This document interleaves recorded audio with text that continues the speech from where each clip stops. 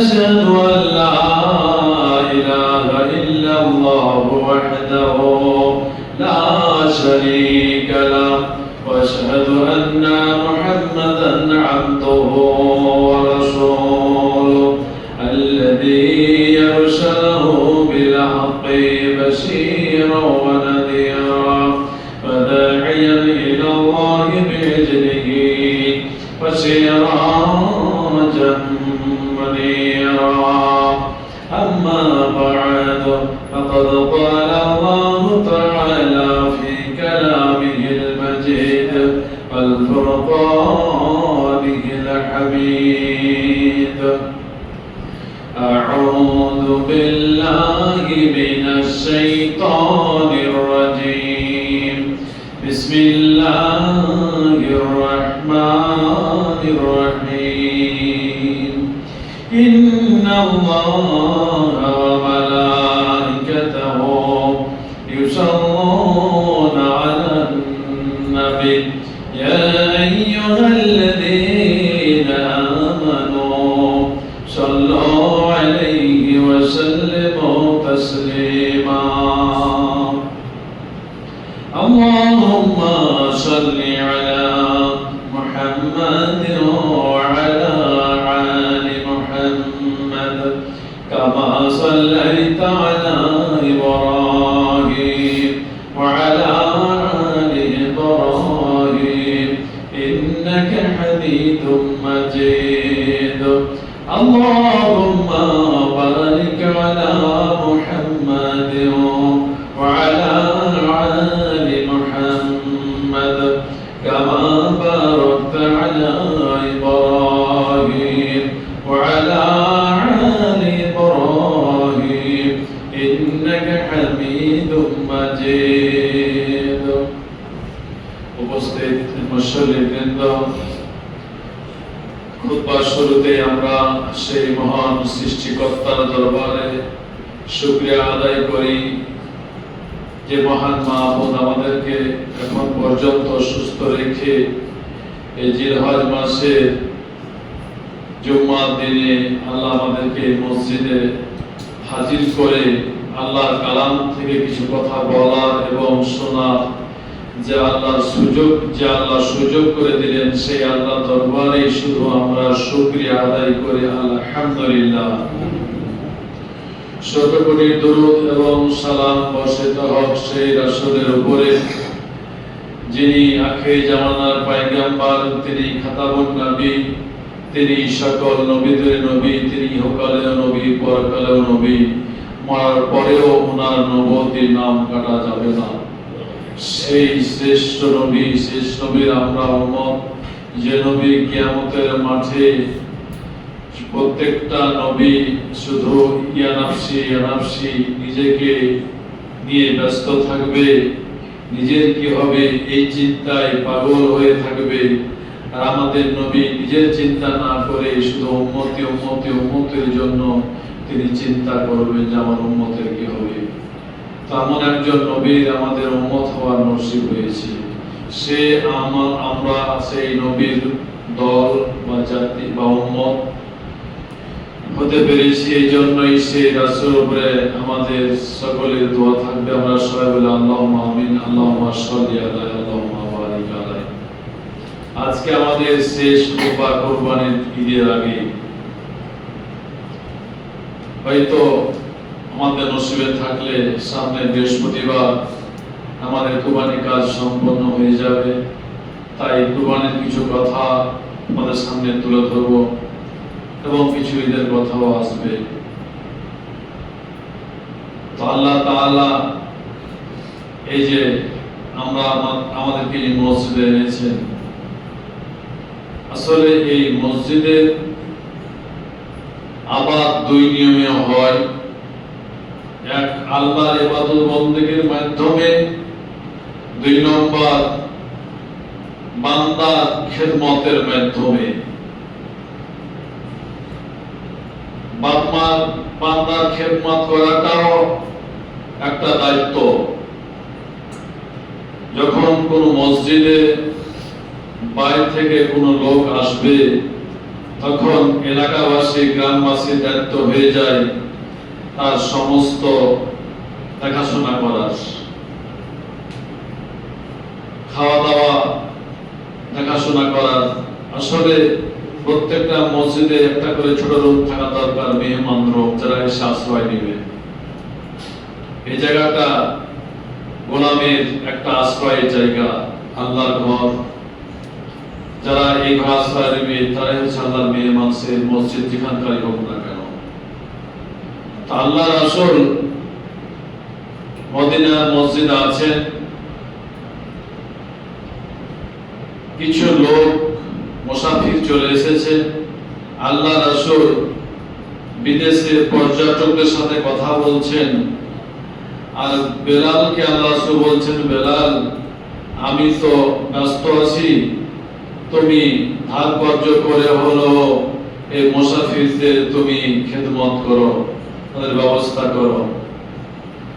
তো বেলাল করলো কি, টাকা পয়সা তো নাই, আল্লাহ রাসূল বলে দিল তুমি দেখে শুনে চালাও, আমি পরবর্তীতে আমি ব্যবস্থা করে ইনশাআল্লাহ দিয়ে দিব। তখন বেলাল করলো কি, আল্লাহ রাসূল যখন বললো তখন বেলাল গেল উমাইয়ার কাছে, যে উমাইয়া একটা দাস ছিল বেলাল, সেখান থেকে অনেক টাকা দিয়ে আবু বকর টাকা সাহায্য করে বেলালকে মুক্ত করা হয়েছিল, স্বাধীন করা হয়েছিল। তো পরবর্তীতে আবার উমাইয়ার কাছে গেল কিছু টাকা ধার নেওয়ার জন্য, যে আমাকে কিছু টাকা ধার দেন, বাইতুল মালে টাকা আসলে প্রথম আপনাকে আমি দিয়ে দিব। আল্লাহ রাসূল বলেছে যে দেখে শুনে তুমি চালিয়ে নাও। তো হযরত বেলাল করলো কি, উমার কাছ থেকে কিছু টাকা ধার নিয়ে এসে মেহমানদের থাকা খাওয়া দাওয়ার ব্যবস্থা করলো। এরপর সমস্ত বিদায় হওয়ার পর মুসাফিররা সেখানে শান্তিতে বসবাস করলো, তারপর চলে গেল। এবার উমাইয়া আসছে, উমাইয়া বলছে, বেলাল কি ব্যাপার, টাকাটা দাও, টাকাটা আমার পাওনা, টাকাটা দাও। তখন উমাইয়া বলছে যে ঠিক না, হযরত বিলাল বলছে যে আল্লাহ রাসূলের কাছ থেকে আমি এখনো পাইনি, আসলেই টাকাটা দিয়ে দিব। যে টাকা দাও, না হলে কি মনে আছে সে পূর্বে ইতিহাস, তুই টাকা না দাও তাহলে তোমার গলায় গামছা দিয়ে টেনে নিয়ে যাব। এবার হযরত বিলাল রাসূলকে বলছে, ইয়া রাসূলুল্লাহ খবর খারাপ, আপনি বলেছিলেন যে টাকা ধার করে মেহমানদের মুসাফিরদের তুমি থাকা খাওয়ার ব্যবস্থা করো, আমি উমাইয়ার কাছ থেকে টাকা ধার দিয়ে আমি ব্যবস্থা করেছিলাম, এখন বলছে টাকা না দিলে তোমাকে গামছায় ঘাড়ে গামছা লাগিয়ে টেনে নিয়ে যাব। তো বলছে যে বেলাল তুমি কি উমাইয়ার কাছ থেকে কোনো ডেট নিয়েছিলে যে এই তারিখে আমি টাকা দেন, আমি এই তারিখে টাকা দিয়ে দিব? তো বলছে না, আমি বলেছিলাম যে বাইতুল মালে টাকা আসলে প্রথম টাকা আমি দিয়ে দিব। আল্লাহ রাসূল বলেন, ঠিক আছে বেলাল তুমি আজান দাও, আজান দিয়ে তুমি এখান থেকে ভেগে যাও, মদিনা থেকে পলায়ন করো, তুমি চলে যাও। তারপর যখন বাইতুল মালের টাকা আসবে আমি তোমাকে ডেকে পাঠাবো। হযরত বেলাল আজান দিল, আজান দেওয়ার পর রাসূল যখন বলল তুমি এখান থেকে পলায়ন করো, চলে যাও, মদিনা থেকে বেরিয়ে চলে যাও। তো এবার বেলাল বাড়ি চলে গেল, উটকে বা ঘোড়াকে সাজাচ্ছে, সেখান থেকে চলে যাবে। এই মুহূর্তে সব খুঁজছে বেলাল কই, বেলাল কই, বেলাল না, আমার সাথে বেলাল নাই। সমস্ত লোকজন বলছে বেলাল তো আজান দিল, যে বেলাল নাই। বেলাল এই অবস্থা, বিদায় হয়ে গেছে, মদিনা থেকে চলে যাবে, থাকবে না। এই মুহূর্তে কথা চলছে, এই মুহূর্তে তিনটা আপনার উট ভর্তি মাল নিয়ে এসে মসজিদে নববীতে হাজির।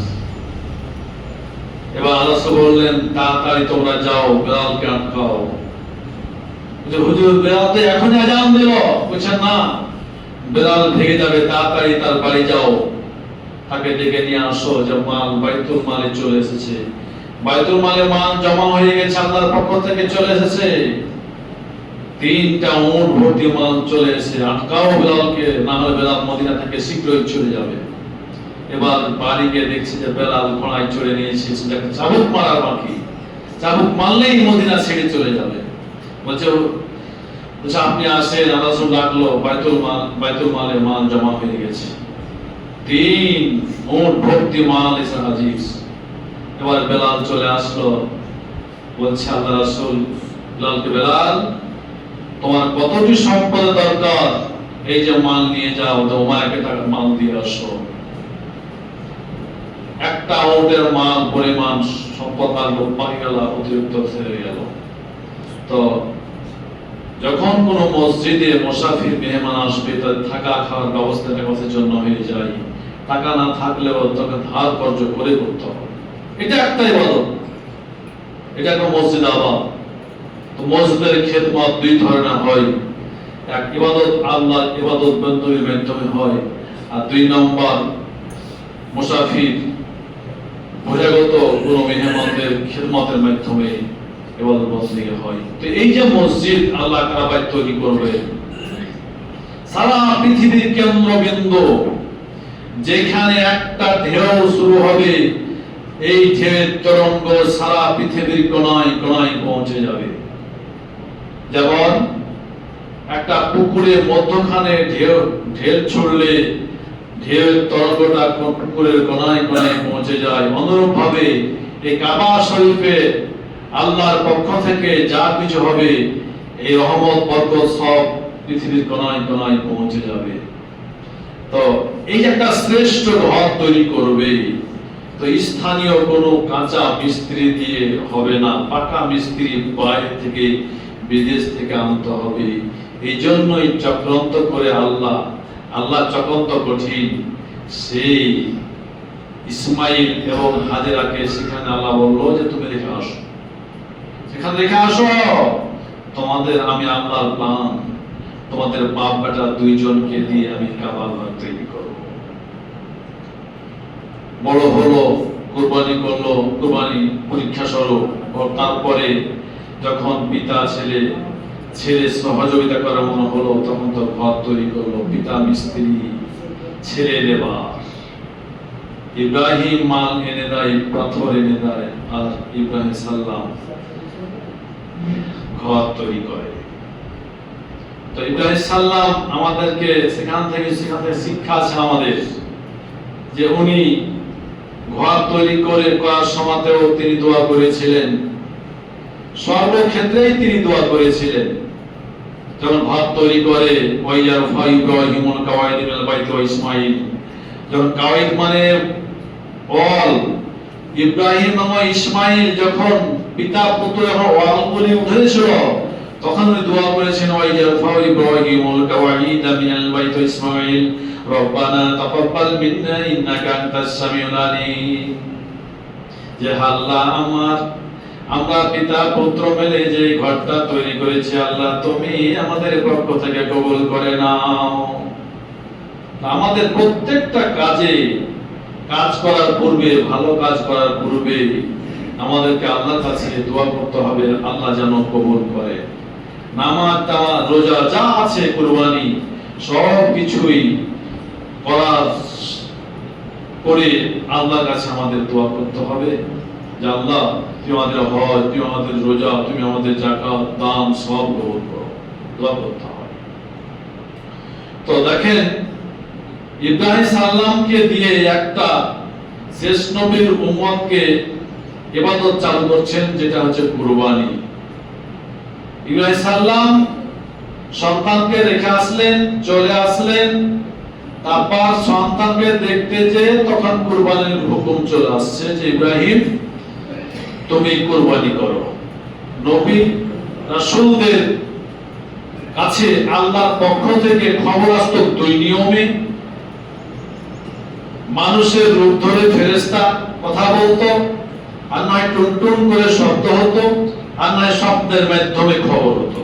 তো শব্দের মাধ্যমে খবর দিছে যে হে ইব্রাহিম, তুমি যে আমার কাছে শেষ বয়সে দোয়া করে সন্তানটি পেয়েছিলে, সন্তানটি তুমি কি করো? কুরবানি করো। কখন বললো? ফালামা বালাগা মাউসা, যখন সন্তানটা পিতার কাজে সহযোগিতা করার মতন হলো, কিশোর হলো, তখন কুরবানি করার জন্য হুকুম করলো স্বপ্নের মাধ্যমে। এই খবরটা সন্তানকে বলছে ইব্রাহিম, যে হে আমার সন্তান, আমি শব্দের মাধ্যমে আল্লাহর পক্ষ থেকে আমাকে আদেশ করা হয়েছে যে তোমার সন্তানকে কুরবানি করো। আসলে সন্তানকে কুরবানি করুক এটা আল্লাহ কিন্তু চান না, এটা একটা পরীক্ষা। পরীক্ষায় কুরবানির মাধ্যমে আমাদেরও করে। তো এই যে ইব্রাহিম সাল্লামকে আল্লাহ বললো যে তুমি কি করো, কুরবানি করো। তখন সন্তান বললো যে ঠিক আছে পিতা, যেহেতু আপনি আমাকে আল্লাহর কাছে চেয়ে নিয়েছেন সৎ সন্তান, রব্বি হাবলি মিনাস সলিহিন, যারা সন্তান দেবে কিন্তু সৎ, আমি সেই সৎ সন্তান পৃথিবীর বুকে যতগুলো মানুষ ধৈর্য ধারণ করেছে আমি কি করব, আমার কুরবানি করেন, ইন্নাল্লাহা ইনশাআল্লাহু মিনাস সাবিরিন, আমি ওদের মতন আমিও ধৈর্য ধারণ করব। দেখেন পিতাও যেমন, যেই পিতাকে 113টি পরীক্ষা করেছিল, প্রত্যেকটা পরীক্ষা ধৈর্য সহকারে তিনি পাস করেছিলেন, ধৈর্য ধরেছিলেন। সেই ধৈর্যশীল পিতার অরস থেকে আরেক সন্তান ধৈর্য ইসমাইল আসছে, সে বলছে যে আমার পিতাও ধৈর্যশীল, আমিও সেই পিতার মাধ্যমে পৃথিবী দিচ্ছি, আমিও ধৈর্যশীল। আমি ধৈর্যশীল না হয়ে হব না, আমি ধৈর্যশীলদের অন্তর্ভুক্ত হব। যখন সন্তান রাজি হয়ে গেল তখন ফাল্লামা আসলামা তাল্লাহু লিজাবিন, তখন কপালের ঘরে শুয়ে দিলেন। শুয়ে দেওয়ার পর তখন করলেন কি, মানে একবারে কুরবানি করতে যাবেন, তখন আল্লাহ ডাকতে বলছেন অনাদাইনা হয় ইব্রাহিম, হে ইব্রাহিম তোমার সন্তানটা কুরবানি হবে আমি চাই না, তোমার সন্তান কুরবানি হবে এটা আমার দরকার নাই, আমি শুধু তোমাকে পরীক্ষা করছি। তো তুমি আসলেই ধৈর্যশীল এবং খুব পূর্ণ ঈমানদার, কদ সাদ্দাকতা রুইয়া ইন্না কাযালিকা নাজিল মুহসিনিন, কদ সাদ্দাকতা রুইয়া, আমি যে তোমাকে পরীক্ষা করছিলাম, তুমি যেটা বলেছি তুমি ডাইরেক্ট করে দেখিয়ে দিলে আমাকে, আমি খুশি হয়ে গেছি। আর ইন্না কাযালিকা নাজিল মুহসিনিন, যারা সৎকর্মশীল আমি তাদেরকে পরীক্ষা করি, এভাবেই পরীক্ষা করব। তাহলে এখান থেকে প্রমাণ পাওয়া যাচ্ছে যে আদম থেকে শুরু করে পৃথিবীর যত মানুষ আছে প্রত্যেকটা মানুষকে ইমানদাররা পরীক্ষা করবে। আপনি জান্নাত পাবেন, আপনি ম্যাজিস্ট্রেট হবেন, ডিসি হবেন, একজন প্রাইভেট টিচার হবেন, এমনি তো আপনাকে নিয়োগ দিবে না, একটা পরীক্ষা দিবে। পরীক্ষার পর আপনাকে আপনার যোগ্যতা যাচাই করে নেওয়ার পর তখন আপনাকে সেই চাকরিটা দিবে। তো আল্লাহ যে ইব্রাহিম সাল্লামকে বললেন ইব্রাহিম খলিলুল্লাহ, ইব্রাহিম আমার দোস্ত, এমনি কি বলেছে? অনেক পরীক্ষা পাস করেছে, আগুন থেকে বের হয়েছে, তখন তো আল্লাহ বলে ইব্রাহিম তুমি খলিল, তুমি আমার দোস্ত। তো এইভাবে আল্লাহ সৎকর্মশীলদের পরীক্ষা করেন, আমাদেরকেও পরীক্ষা করেন। দেখেন সূরা হজে যান, লা ইয়ানালাল্লাহা লুহুমুহা ওয়ালা দিমাউহা ওয়ালাকিন ইয়ানালুহু তাকওয়া মিনকুম। আসলে আয়াত নাযিল হয়েছিল সে আমলে মানুষ কুরবানি করত, কুরবানি করে ওই মূর্তির মাথায় কিংবা কাবার দেওয়ালে কিছু রক্তকে লেপে দিত, মূর্তির মাথায় কিছু মাংস কুরবানি রাখত। তখন এই আয়াতটা নাযিল হয়েছিল যে লা ইয়ানালাল্লাহা লুহুমুহা ওয়ালা দিমাউহা ওয়ালাকিন ইয়ানালুহু তাকওয়া মিনকুম। তোমাদের এই রক্ত এই মাংস আল্লাহ দেখবে না, তোমাদের রক্ত মাংস আল্লাহর কাছে পৌঁছবে না, তোমাদের পৌঁছবে কোন জিনিসটা? তাকওয়া মিনকুম। লা ইয়ানালাল্লাহা লুহুমুহা ওয়ালা দিমাউহা ওয়ালাকিন ইয়ানালুহু তাকওয়া মিনকুম। এই তাকওয়াটাই আমি আল্লাহর কাছে পৌঁছবে। তাহলে পরীক্ষার মাধ্যমে, কুরবানির মাধ্যমে ইব্রাহিম সাল্লামকে যেমন পরীক্ষা করলেন সন্তানকে দিয়ে, আমাদের তো পরীক্ষা করেন কুরবানি দিয়ে। কি পরীক্ষা করেন? যে আমাদের ভিতরে কার তাকওয়া বেশি, মানে আল্লাহর ভয়টা কার বেশি, এই আল্লাহর ভয়টা কার বেশি এটা পরীক্ষা করার জন্য এই কুরবানির ব্যবস্থা। আজকে দেখেন আমরা কুরবানি দিয়ে অনেকে ভাগাস, আবার একাজন একা দিয়ে আমার সন্তানরা খেতে পাবে না, নানা কিছু। যেমন একজন কুরবানি দিল 19,400 কত টাকা, তো মোটামুটি গরিব শ্রেণীর মানুষ ছেলে আর কি, আমার চাইতে 5 বছর ছোট, বলে তুমি যে কুরবানিটা ভাড়াটা দিলে, তুমি যদি একটা ভালো সুস্থ সবল তুমি একটা খাসি পেতে, তো তুমি কেন ভাড়াটা দিলে? বলছে আমার মেয়েরা খাসির মাংস খেতে চায় না, এই জন্য ভাড়াটা দিলাম। তো এখানে তো ফেল করে গেল যে ও যে মাংস খাওয়ার জন্য কুরবানিটা দিচ্ছে। আল্লাহ কি বললো? আরাফার ময়দানে রাসূল শেষ ভাষণে বলেছেন, ইয়া আইয়ুহান নাস ইন্না আলা কুল্লি আহলি বাইতি কুল্লা মিন উজিহা ওয়া আতিয়া। হে পৃথিবীর মানুষ, তো আজ থেকে তোমাদের প্রত্যেকটা পরিবারের মালিকের উপরে কুরবানির ব্যবস্থা, একটা করে কুরবানি আর একটা করে আতিয়ার ব্যবস্থা করে দেওয়া হলো। মানে প্রত্যেকটা পরিবারের মালিক একটা করে কুরবানি এবং আতিয়া জবাই করবে। তো দেখেন, সেই দিন আল্লাহ রাসূল বিদায় হাজের ভাষণে বলে দিলাম যে হে পৃথিবীর মানুষ, তোমাদের প্রত্যেকটা পরিবারের মালিকের উপরে একটা করে কুরবানির বিধান করে দেওয়া হলো, তো একটা করে আতিয়া। এখন আমরা আতিয়ারা হয়তো বলি, কিন্তু আতিয়ারা কি জিনিস হয়তো অনেকে আমরা বুঝি না বা মানুষকে বোঝাই না। কুরবানি রাসূলের জামানায় ইসলামের প্রথম যুগে 2 বার কুরবানি হতো, বছরে 2 বার কুরবানি হতো। একটা হতো জিলহজ মাসের 10 তারিখে, এই জিলহজ মাসে, আর একটা কুরবানি হতো রজব মাসে। তো এই যে জিলহজ মাসের হচ্ছে কুরবানি, আর রজব মাসের কুরবানিটা হচ্ছে আপনার আতিয়ারা। তো ওই যে আতিয়া রজব মাসের কুরবানিটা পরবর্তীতে কি হয়েছে, মানসুখ হয়ে গেছে, রহিত হয়ে গেছে। এখন এই আপনার কুরবানিটা আমাদের উপরে আছে। তো আল্লাহ রাসূল বিদায় হজের ভাষণে এই কথাটা বলেছেন, ইয়া আইয়ুহান নাস ইন্না আলা কুল্লি আহলি বাইতি কুল্লা মিন উজিহিয়া ওয়া আতিয়া। যে প্রত্যেকটা পরিবারের মালিকের উপরে একটা করে কুরবানির বিধান করে দেওয়া হলো। তো এখানে আল্লাহ রাসূল একটা কুরবানির কথা বললো, কিন্তু আমরা করি ভাগা। তো ভাগাটা কখন থেকে আসলো?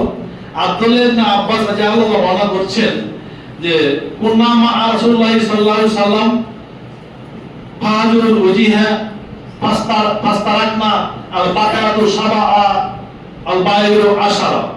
আমরা আল্লাহ রাসূলের সাথে সফরে ছিলাম, এমন সময় আজহা উপস্থিত হয়ে গেল। ফাজুল আজহা, আজহা উপস্থিত হয়ে গেল। ফাস্তারাকনা, তখন আমরা করলাম কুরবানি আল বাকারাতু সাবা, গরুতে বা গাভীতে আমরা 7 জন অংশগ্রহণ করলাম। আমরা যখন সফরে ছিলাম তখন প্রত্যেক ব্যক্তি এক একজন করে 7 জন হলাম, 7 জন মিলে একটা গাভীতে বা গরুতে আমরা শরীক হলাম। আর আল বাইরু আশারা, এবং অনেকে আমাদের ভিতরে উটে 10 জন মিলে শরীক হলো। তাহলে সফরে গিয়ে আপনারা যদি গরু দেন তাহলে 7 জন অংশগ্রহণ করতে পারবেন। আর সফরে যদি গিয়ে মনে করেন গরু দিব না, গাভী দিব না, উট দিব, তাহলে 10 জন পাবে। এটা সফরের ব্যাপার। আরেকটা হাদিসে এসেছে, হজের উমরা এবং হজ কি সাহেব বলছে যে আমরা এক সময় আল্লাহ এবং রাসূলের সাথে উমরা এবং হজে ছিলাম। এমন সময় আমরা গরুতে 7টি এবং উটে 10টি করে আমরা শরীক হয়ে কুরবানি করেছি। তাহলে তিরমিজি, ইবনে মাজাহ, আবু দাউদ, যতগুলো হাদিস আছে প্রত্যেকটা হাদিসে আপনারা দেখবেন যে এই ভাগা কুরবানিটা সফরের কুরবানি। আর 2-1টা যদি হাদিসের ভাগার কথা আছে, তবে ওই হাদিসটা ব্যাখ্যা শূন্য, নির্দিষ্ট করেনি যে বাড়িতে হবে। আসলে এই ভাগার কুরবানিটা আপনার সফরের কুরবানি, কিন্তু আমরা দিচ্ছি বাড়িতে। এটা 7 ব্যক্তির জন্য, আমরা দিচ্ছি 7 পরিবার একত্রিত হয়ে। তাহলে বিষয়টা কেমন হলো? আল্লাহ তো আমাদের ঈমানকে পরীক্ষা করার জন্য, আল্লাহর ভিতরে না কোন ব্যক্তির ভিতরে আল্লাহর ভয় বেশি আছে, আল্লাহর ভয়টা পরীক্ষা করার জন্য আল্লাহ কুরবানির ব্যবস্থা করেছে। তো আমরা যদি ছেলে মেয়ের মাংস খাওয়ার জন্য যদি আমরা করি, তাহলে তো অবস্থা আসছে না। সেই পূর্বের জামানায় কুরবানি হতো, মানুষ বুঝতে পারতো কার কুরবানি কবুল হয়েছে না হয়েছে। আজকে যদি আমাদের সেই ব্যবস্থা থাকতো, কতজনের কুরবানিটা বাতিল হতো আল্লাহই ভালো জানে। তো এই ভাগা কুরবানি নিয়ে অনেক ইখতিলাফ আছে, তো যা হোক সেদিকে আমি যাচ্ছি না। বাড়িতে ভাগা কুরবানি হবে কি হবে না আমি সেটা বলতে যাচ্ছি না, তবে এখানে মেলা ঝামেলা আছে। আমরা সবাই জানি কোন একটা ভালো কাজে ওয়াজ করতে যান আর কুরবানি করেন না, যাই করেন না কেন, হাজার হাজার লক্ষ লক্ষ টাকার ভিতর 2-4-5টা টাকা যদি আপনার হারাম থাকে সবকিছু বাতিল হয়ে যাবে। তো আপনারা নিশ্চিত যে 7 জন মিলে ভাগা করছেন, সেই ভাগাটা কি সকলের নিয়ত এক এবং সকলের টাকাটা হালাল এবং সকলের ঈমানদার? ঝামেলা আছে। অতএব আমরা সেই ঝামেলা থেকে অনেক জিনিসের ভিতরে ইখতিলাফ আছে এবং সলিড হাদিসও আছে। আপনারা ইখতিলাফ ছেড়ে দিয়ে আপনারা সবাই আসবেন সলিড হাদিসের দিকে। এই যে কুরবানি, আইয়ুব আনসারী রাদিয়াল্লাহু তাআলা আনহু হতে বর্ণিত, তিনি বলেন আল্লাহ রাসূলকে সাহাবারা জিজ্ঞেস করছেন, ইয়া রাসূলুল্লাহ, আমরা কুরবানির ব্যাপারে কি কি সতর্কতা অবলম্বন করব? আল্লাহ রাসূল 4টি আঙ্গুল দেখালেন যে 1 নম্বর তোমরা পায়ের দিকে তাকাবে, সে যেন স্পষ্ট ল্যাংড়া না হয়। 2 নম্বর আঙ্গুল দিয়ে ইশারা করলেন যেন স্পষ্ট কানা না হয়। 3 নম্বর আঙ্গুল দিয়ে ইশারা করলেন যেন রুগ্ন না হয়, অসুস্থ না হয়। এখন দেখেন এখন তো বর্তমান খাসি প্রচুর অসুস্থ, এই পিপিআই অসুখ এসছে, অনেকে অসুস্থ হয়ে যাচ্ছে। তো সময় পেলে বিক্রি করে হয়তো দিতে হবে। তো যা হোক, অসুস্থ কুরবানি চলবে না। 4 নম্বর বললেন ল্যাংড়াও নয় কানাও নয়, লেজ কাটা কান কাটাও নয়, অসুস্থও নয়, যদি দুর্বল হয়, সুস্থ রোগ নয়, ল্যাংড়াও নয়, কোনো প্রতিবন্ধী নয়, অথচ দুর্বল, মনে হচ্ছে শুধু দেহের উপরে চামড়াটা বিছানো আছে, এমন দুর্বল জিনিসের এই 4টা জিনিসের কথা আল্লাহ রাসূল বললেন যে তোমরা যখন কুরবানি কিনতে যাবে দেখে নিবে চোখ, দেখে নিবে কান, দেখে নিবে পা, লেজ, সব কিছু দেখে নিবে। তো আল্লাহ রাসূল 4টা আঙ্গুল ইশারা করে বললেন যে তোমরা কুরবানি করার পূর্বে, কিনার পূর্বে তোমরা 4টা জিনিস খুব সতর্কতা অবলম্বন করবে। এখন এই ন্যাংরা কানা খোড়া এগুলি কেন হবে না? দুর্বল কুরবানি কেন হবে না? আকিকা তো চলে, আকিকা করতেই হবে। একটা সন্তান আকিকার সাথে যুক্ত থাকে, জড়িত থাকে, আকিকা করতেই হবে। এটা বাপ মার দায়িত্ব। বাপ মার উপরে সন্তানের 6টা হক। 1 নম্বর হচ্ছে সন্তান জন্মগ্রহণ করার সাথে সাথে বাচ্চাটাকে একদম দিনদার ভালো আলেমের কাছে নিয়ে যেতে হবে। বলতে হবে হুজুর আমার বাচ্চাটা একটু দোয়া করে দেন, তাহানিক করে দেন। তখন ওই হুজুর একটা খেজুর বা মধু মুখে নিয়ে ওই বাচ্চারা মুখে দিবে, দিয়ে মাথায় হাত দিয়ে বলবে আল্লাহ মাকসিদ মা লাহু ওয়া ওয়ালাহু ওয়া তিল উমরাহু ওয়া বারিক লাহু বিমা জাতাহু। আল্লাহ তুমি তাকে সুস্থ রাখো, তার বয়স বৃদ্ধি করে দাও, তার রুজি বৃদ্ধি করে দাও, তার বরকত নাজিল করো, এইভাবে একটা দোয়া করে দিবে। শেষ। 2 নম্বর সন্তানের একটা সুন্দর নাম রাখবে, ইসলামী নাম। ইসলামী নামের কত মূল্য কিয়ামতের মাঠে। মানুষের আমল যদি কম হয়, জাহান্নামে যায়, আল্লাহ দেখবে তার নামটা ইসলামে আছে কিনা। তাহলে একটা ইসলামী নামের খুব মূল্য। আমরা তো একটা ইসলামী নামটাকে গোপন রাখি, একটা ছোট্ট একটা শিরকি নাম রাখি, ওটা দিয়ে ডাকি, এটা জাহেলিয়াতের প্রথা। 2টা দিনে নাম রাখা জাহেলিয়াতের প্রথা আছে, এখনকার নয়। ইসলামী নাম একটা রাখবে, যে নাম ধরে ডাকবে কিয়ামতের মাঠে ওই নামটা ধরেই তাকে ডাকা হবে। যদি একটা শিরকি নাম ধরে রাখেন, গোপন নাম, ভালো নাম থাকে, ওই শিরক নাম ধরে কিয়ামতের মাঠে ডাকা হবে। কিয়ামতের মাঠে প্রত্যেকটা মানুষকে নাম ধরে ডাকা হবে। অতএব সতর্কতা অবলম্বন করতে হবে প্রত্যেকটা পিতা মাতাকে, যেন সন্তানের নামটা ইসলামী হয়। তারপর আইকের ব্যবস্থা করতে হবে, 7ম দিনকে দিনই করতে হবে। কালকে একজন ফোন করছে যে হুজুর এই একজন আমার ইমাম সাহেব বলছে যে ঈদের দিন তো ইমাম করে ভালো হবে।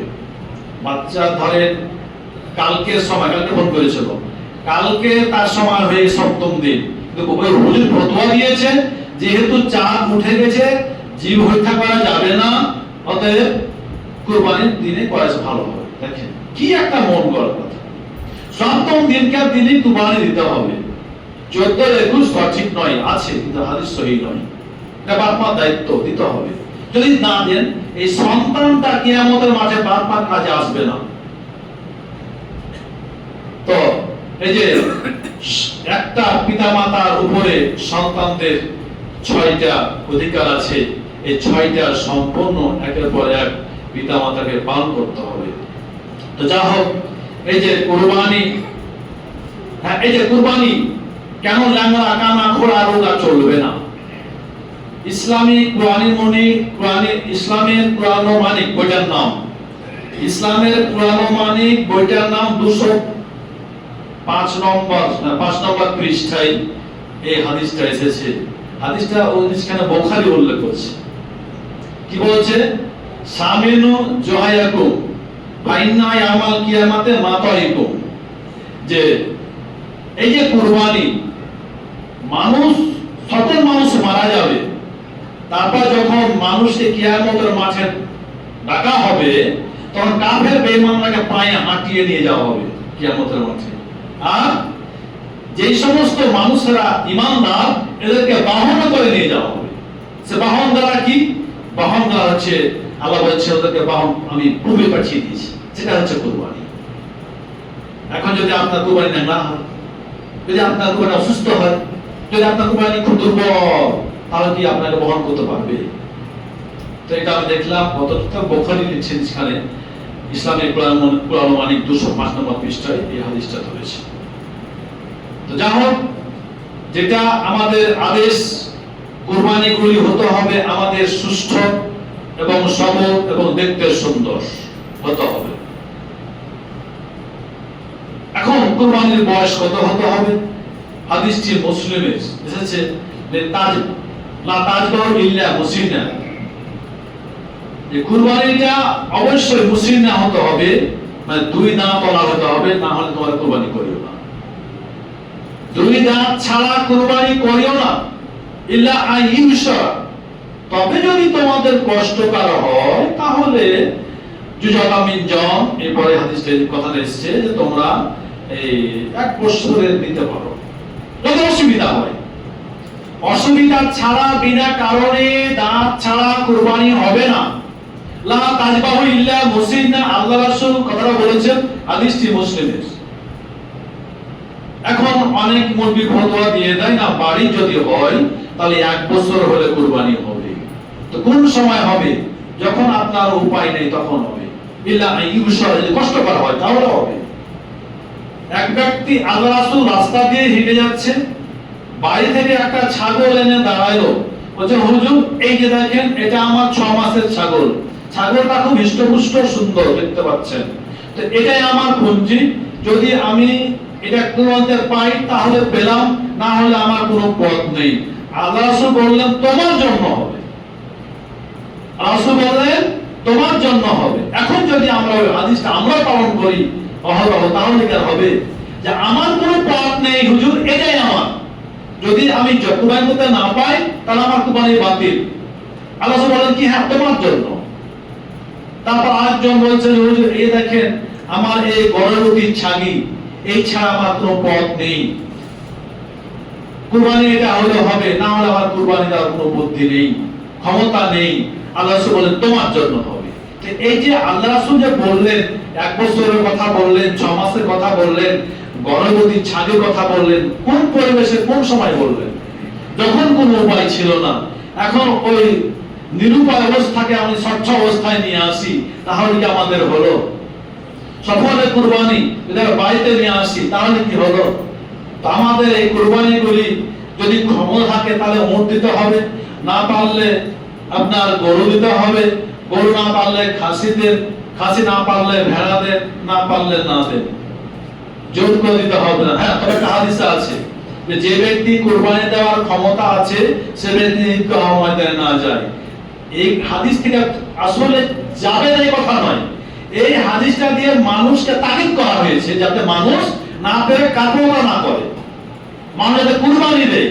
এই জন্য এই হাদিসটা বলা হয়েছে যে যার ক্ষমতা আছে অথবা বখিলি করে কুরবানি দিবে না, ওই ব্যক্তি যেন আমার ঈদগাহ ময়দানে না যায়। যাবে না, যেতে পারবে না এটা কথা নয়, আসলে এটা গুরুত্ব বোঝানো হয়েছে, কুরবানির গুরুত্ব আছে। দেখেন, এটা হবে আমাদের জন্য বাহন, এটা আমাদের জন্য একটা পরীক্ষা। এই ঈদের দিনটা কত দামি দিন, সবচেয়ে দামি দিন। কেন? সেই দিনে দুটা কাজ হয়, সেই দিনে দুটা কাজ হয়, একটা হচ্ছে কুরবানি, একটা হচ্ছে নামাজ। সেই দিনটা আপনার কাছে খুব দামি দিন।